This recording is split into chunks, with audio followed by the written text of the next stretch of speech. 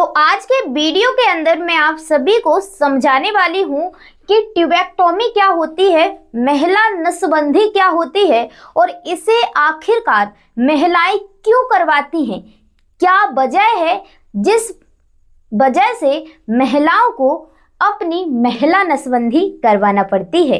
तो चलिए समझाती हूँ। देखिए होता क्या है, ठीक है, कि जब महिलाएं अपने बच्चे पैदा करने की जो प्रक्रिया है, बच्चे पैदा नहीं करना चाहती पूरी तरह से, ठीक है, पूरी तरह से, ठीक है, अपने बच्चों को क्या है पैदा करना बंद करना चाहती हैं, तो वही महिलाएं क्या करती हैं, ट्यूबेक्टोमी यानी महिला नसबंदी करवाती हैं।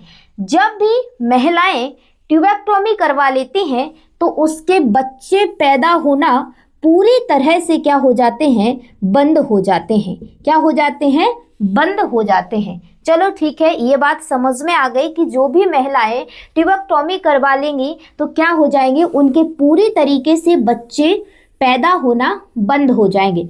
अब बात आती है कि ये प्रोसेस जो डॉक्टर्स होते हैं वो करते क्या हैं, इसके अंदर होता क्या है। तो चलिए बिल्कुल आसान भाषा में समझाती हूँ, ध्यान से सुनना। तो देखिए इस टाइप से क्या होता है महिला का, ठीक है, महिला का ये होता है, देखिए महिला का ये होता है यूट्रस, यूट्रस यानी कि गर्भाशय।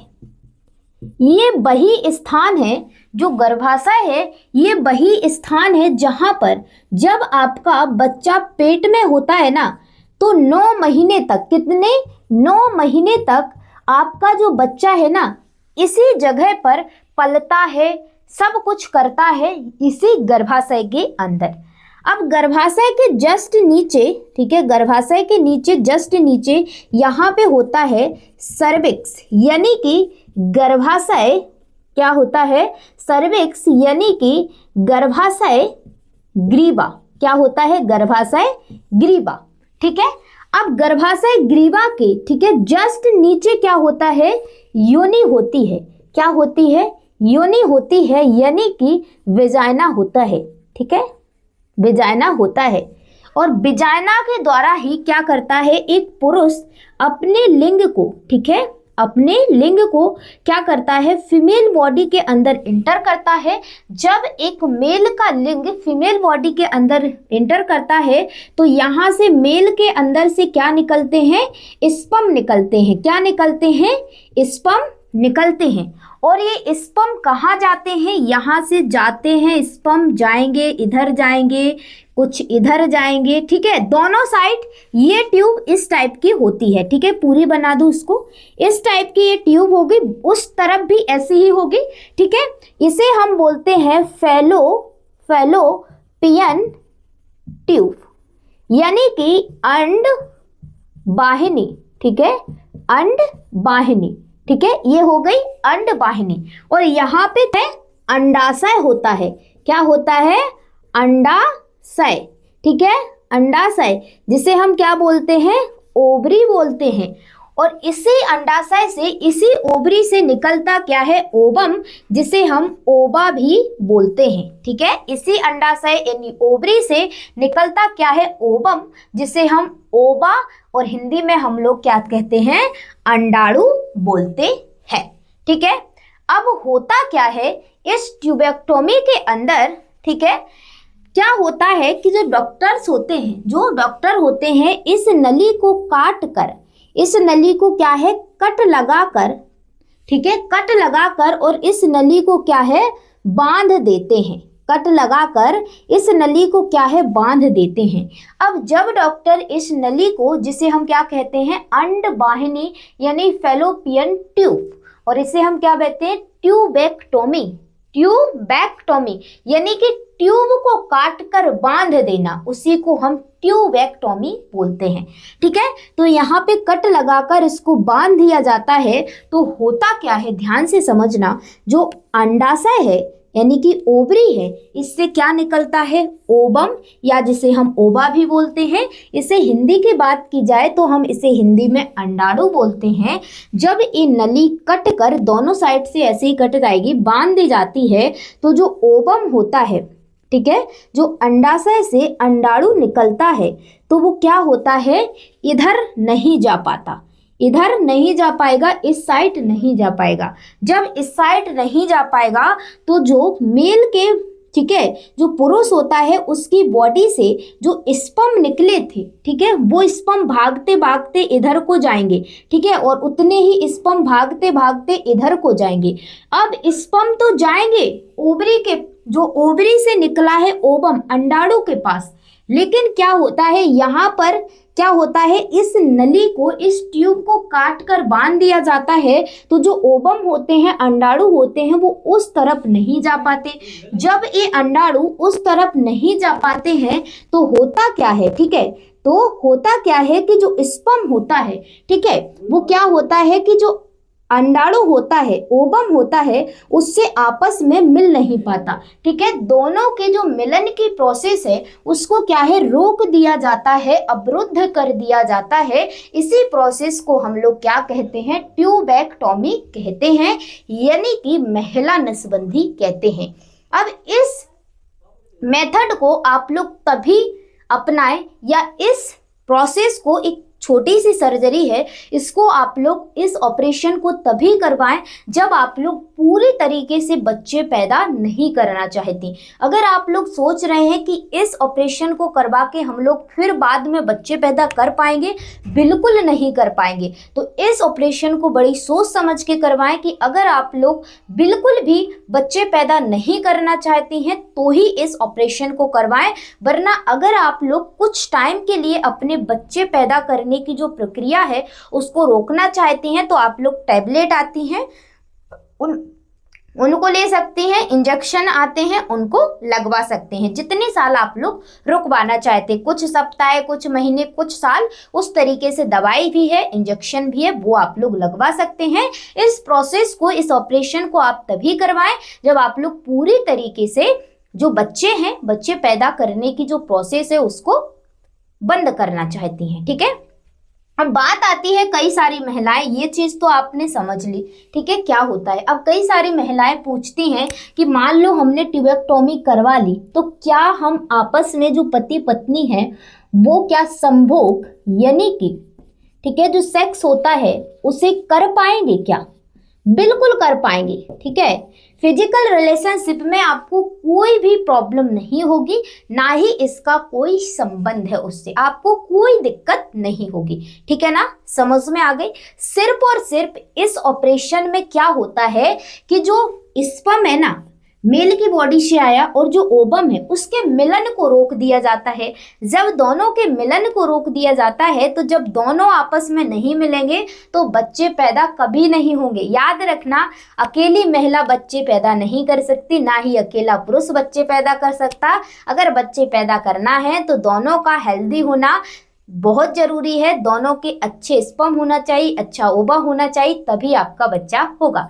कई गांव में क्या होता है कि अगर मान लो महिला है, वो गर्भवती नहीं हो रही, प्रेग्नेंट नहीं हो रही, तो क्या होता है कि सारा दोष महिला को लगा दिया जाता है कि भाई तेरे में ही दिक्कत है, तू ही बांझ है। ये मतलब भद्दा भद्दा बोल देते हैं, क्योंकि एजुकेट नहीं होते हैं गांव के लोग। अब तो काफ़ी सारे होने लगे हैं, लेकिन पहले एजुकेट नहीं होते थे तो क्या करते थे, ऐसे भद्दे भद्दे कॉमेंट करना, भद्दी भद्दी बातें करना कि ये महिला में ये है, बांझ है, ये है, फलाना ठिकाना, मतलब गंदे गंदे शब्द यूज करके गाँव में लोग बोलते थे। बट मैं सभी से कहूँगी, रिक्वेस्ट करूँगी, महिला को ही दोष ना दें।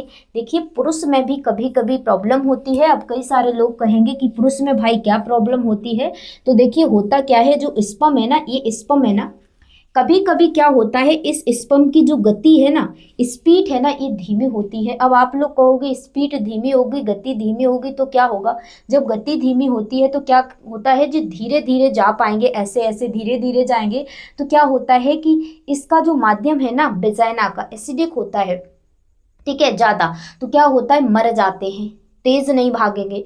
और कभी कभी क्या होता है, इनकी संख्या कम होती है, ठीक है, संख्या कम होती, जिस वजह से जाते जाते काफ़ी सारे स्पर्म मर जाते हैं। और मान लो स्पर्म हेल्दी नहीं है तो भी क्या है, आपका जो एग है, जो अंडा है, उसको ये फर्टिलाइज नहीं कर पाएगा। क्योंकि होता क्या है कि इस स्पर्म को अंडे को भेदना पड़ता है, इसके अंदर प्रवेश करना पड़ता है। ठीक है, एक स्पर्म ही इसके अंदर जा पाता है और इसको इसको इस तरीके से भेदना पड़ता है। ये काफ़ी सारी अच्छी लेयर होती है। अगर स्पर्म हेल्दी नहीं है, अगर स्पर्म अच्छा नहीं है, तो इसकी जो लेयर होती है ना अंडाणु की, इसको एंटर करना पड़ता है। ये सोचे, इस बाउंड्री को पार करके जाना पड़ता है। अगर इस बाउंड्री को पार नहीं कर पाएगा जो स्पर्म है, तो महिला प्रेग्नेंट नहीं हो पाएगी। इसलिए हमेशा याद रखो कि अगर महिला प्रेग्नेंट नहीं हो रही है तो जो पुरुष है वो भी अपना टेस्ट करवाएं और जो महिला है वो भी अपना टेस्ट करवाएं। ठीक है, किसी एक को दोष देना ठीक नहीं है। ठीक है ना। बाकी आपका कोई भी सवाल है इससे रिलेटेड आप पूछ सकते हैं। आज की वीडियो में इतना ही हमें डिस्कस करना था कि ट्यूबेक्टोमी क्या होती है और इसे कैसे करते हैं।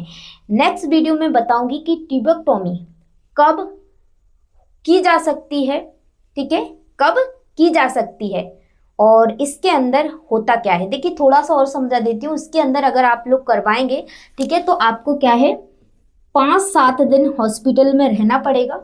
ठीक है, और हॉस्पिटल में रहने के बाद, ठीक है, आपको वजन उठाने से मना किया जाता है। क्योंकि टाके होते हैं, जब आप लोग टाके होते हैं हमारे पेट के अंदर, जब ये नसबंदी होती है तो क्या है, वजन उठाने से इसलिए मना किया जाता है ताकि आपके जो टाके है ना वो, ठीक है, तने ना। जब टाके में खिंचाव होता है तो कभी कभी क्या होता है कि टाके खुलने का दर्द होता है, तो क्या है, ये ऑपरेशन फेल हो जाता है। इसी वजह से आपको, ठीक है, कम से कम, ठीक है, कम से कम 2 से 3 महीने तो आपको परहेज करना ही पड़ेगा वजन उठाने से। ठीक है, नहीं तो क्या हो जाता है, ऑपरेशन फेल हो जाता है। जो गांठ, जो कट लगा के जो यहाँ पे, ठीक है, सिलान की जाती है ना, वो कभी कभी खुल जाती है। इस वजह से हमें क्या है, वजन उठाने से मना किया जाता है।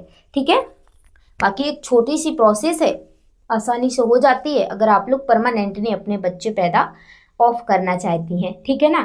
तो चलिए, कोई भी सवाल है कमेंट कर सकते हैं। और एक छोटी सी आप लोगों से अपील है, आपका मुझे साथ चाहिए। अब आप लोग कहोगे किसका साथ चाहिए, कैसा साथ चाहिए। ठीक है, तो देखिए, ऐसा साथ चाहिए कि मैं आप लोगों को अच्छे से हेल्थ एजुकेशन प्रोवाइड करना चाहती हूँ, जिसके लिए मेरा सपना है कि मैं जल्द ही डिजिटल बोर्ड लूँ। ठीक है, तो आप सभी लोगों से रिक्वेस्ट है, जितना आप लोग मुझे हेल्प कर पाएँ, ठीक है, जितना आपके पास सामर्थ्य हो उतने मुझे डोनेशन दे प्लीज़। ठीक है, मेरा बहुत सपना है कि मैं इस बोर्ड को हटा के एक डिजिटल बोर्ड के सामने आके आपको अच्छे से हेल्थ एजुकेशन प्रोवाइड करूं। तो जितना हो सके आप लोग, मुझे QR कोड है, इस पर आप लोग मदद कर सकते हैं। कई सारे बच्चों का सवाल है, मैंने MPPNST के लिए MCQ सेशन स्टार्ट किया था, नीट वाले बच्चों के लिए भी MCQ सेशन स्टार्ट किया था। तो बच्चा, दिल से सॉरी चाहती हूँ, क्योंकि मैंने आप लोगों को बताया था मेरी माँ की कंडीशन पहले बहुत ख़राब हो चुकी थी, अब थोड़ी ठीक है। तो मैं अब कोशिश करूँगी, वैसे भी नीट वाले बच्चों का एग्ज़ाम मई में है, तो कोशिश करूँगी अगर कुछ प्रैक्टिस करवा पाऊँ MCQ तो करवा दूँगी। बट आपको बच्चा, दिल से सॉरी, क्योंकि मेरा ना सब कुछ शेड्यूल बेकार हो गया है, क्योंकि माँ की तबीयत ख़राब है तो सारा कुछ संभालना पड़ता है। ठीक है, इस वजह से। तो बच्चों, जल्द ही मैं आपके समक्ष, आप लोग प्लीज़ जितना हो सके मुझे डोनेशन दें, जिससे जितना हो सके। ठीक है, एक बहन का जो सपना है ना, उसको आपको पूरा करना है। और मैं इस चैनल पे, मेरा एक सपना है, फ्री ऑफ कॉस्ट बच्चों को मैं एजुकेशन देना चाहती हूँ, नीट के बच्चों की जूलॉजी क्लासेस। ठीक है, और हिंदी वाले बच्चे जो बोल रहे थे दीदी हिंदी में MCQ स्टार्ट करो, बेटा जैसे ही मेरा डिजिटल बोर्ड आ जाएगा आप जल्दी से जितना सपोर्ट करो, क्योंकि बेटा इस बोर्ड पे ना अच्छा नहीं दिखता है। तो जितना, कितना भी अच्छा पढ़ाऊँ ना, इस बोर्ड पे बच्चा देखना पसंद नहीं करते हैं। ठीक है ना, आप लोगों ने देखा होगा। तो बेटा, मैं जितना हो सकेगा मैं आपको इस बोर्ड के थ्रू आपको समझाने की कोशिश करूंगी, लेकिन फिर भी आप लोग अपना प्यार और सपोर्ट बनाएं, जिससे मेरा डिजिटल बोर्ड जल्दी आ जाए। Thank you for this watching video. Don't forget like, share and subscribe. Bye, take care. कोई भी सवाल है आप लोग कमेंट कर सकते हैं, और यहाँ पर मैं आपको डेली अब हेल्थ एजुकेशन प्रोवाइड करूंगी। ठीक है ना, कोई भी सवाल है कमेंट कर सकते हैं। बाय बाय, मिलते हैं नेक्स्ट वीडियो के अंदर।